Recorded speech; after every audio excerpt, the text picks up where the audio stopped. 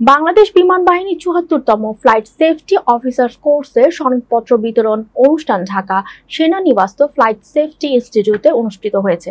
সরকারি বিমান বাহিনী প্রধান air vice marshal Mohammad Sharifuddin Sarkar, OSP, GUP, BPP, NCD, PAC প্রধান অতিথি হিসেবে উপস্থিত থেকে প্রশিক্ষণার্থ কর্মকর্তাদের মাঝে সনদপত্র ও ট্রফি বিতরণ করেন।